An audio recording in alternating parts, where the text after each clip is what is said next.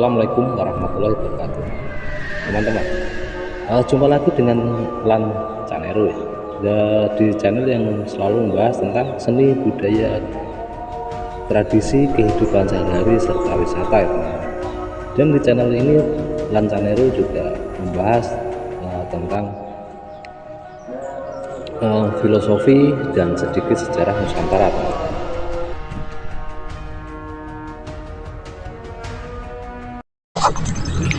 Teman-teman, bagaimana cara kita untuk mendidik anak agar anak kita itu memiliki kecerdasan spiritual dan kecerdasan emosional ya teman-teman, agar kecerdasan EQ yang dimiliki anak itu tersalur dengan sebagaimana mestinya ya teman-teman.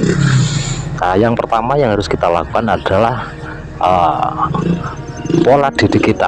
Apa yang akan kita tanamkan ke pola pikir anak kita itu akan sangat menentukan sekali ya teman-teman. Kalau selama ini kita itu menargetkan anak untuk meraih sesuatu, semisal ketika anak itu sekolah, kita itu memberikan sebuah penghargaan kepada anak karena prestasi, karena nilai-nilai yang bagus di sekolahan, karena daya tangkap ketika kita ajarin itu akan menggiring anak untuk terjebak ke dalam pola pikir yang tetap, yaitu bahwa target utama dalam belajar itu adalah mendapatkan nilai yang bagus. Teman-teman, mindset ini harus kita rubah. Yang pertama ya, kita memberi target itu kita lebih global ya teman-teman, tidak tidak kita persempit tapi kita perluas. Semisal contoh seperti ini, ketika anak kita itu mendapat nilai yang jelek, maka kita akan memberi arahan bahwa ketika anak itu ada peningkatan dalam hal nilai, itu baru kita memberikan reward atau memberi pujian ataupun hadiah kepada anak.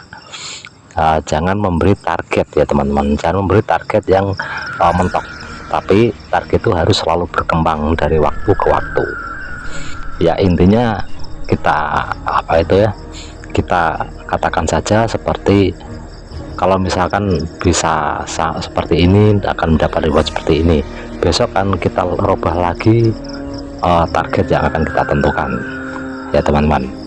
Terus langkah kedua itu adalah memberi pilihan. Kita nggak boleh ini teman-teman, nggak boleh mengarahkan anak untuk menjadi sesuatu. Biarkan anak itu memilih sendiri apa yang diinginkan, apa yang dicita-citakan. Kita hanya bersifat mendorong. Dan ketika anak itu menginginkan sesuatu teman-teman, seperti itu mainan, seperti itu cita-cita, seperti apa saja yang anak itu inginkan, kita harus memberi gambaran tentang keinginan-keinginan itu, dari sisi negatifnya sampai sisi positifnya.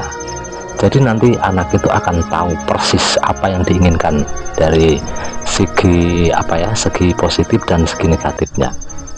Hal itu akan membuat pola pikir anak itu terus berkembang teman-teman, dan secara otomatis anak akan mendapatkan kecerdasan emosional dan kecerdasan spiritual ya teman-teman.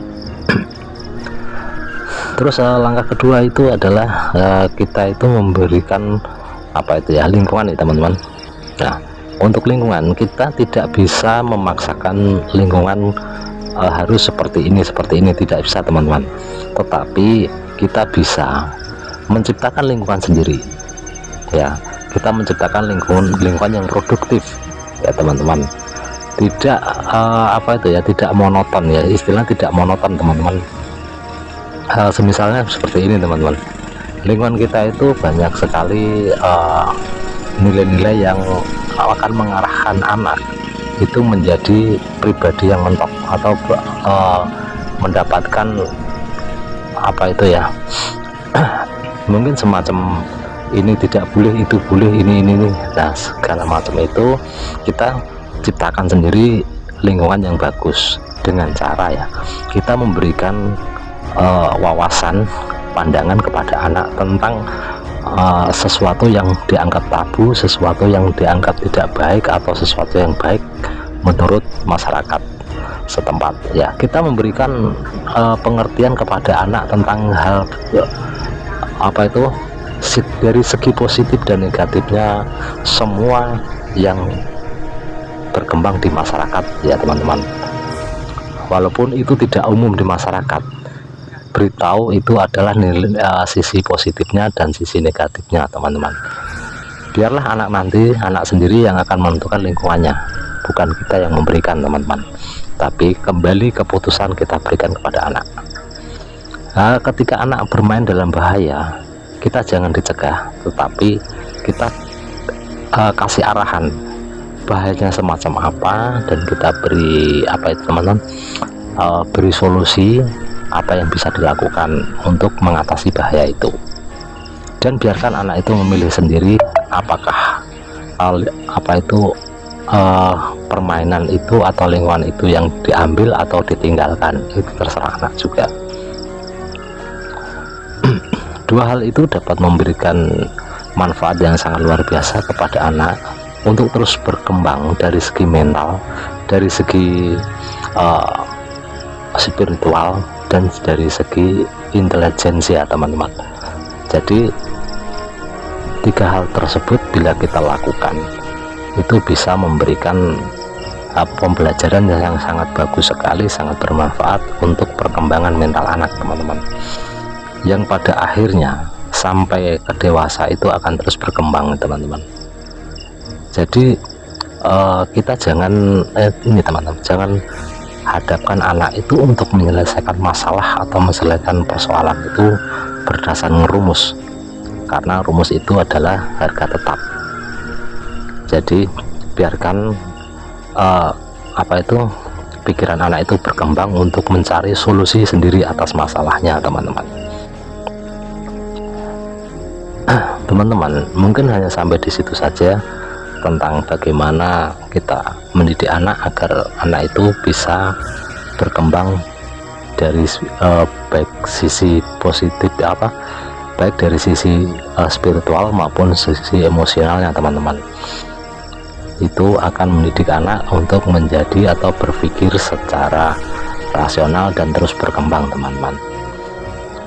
Dan nanti ketika dewasa, apa yang dihadapi itu akan selalu berubah-ubah dari dan apa yang kita tanamkan anak itu akan menjadi semakin tajam, karena secara alamiah itu akan selalu menggembleng si anak untuk selalu berpikir dan mencari solusi setiap persoalan, dan akan menjadikan anak itu semakin cerdas di kemudian hari, di hari dewasanya teman-teman. Itulah yang membuat anak kita atau membuat anak itu nantinya siap untuk menghadapi segala tantangan di masa depan, di masa dewasa.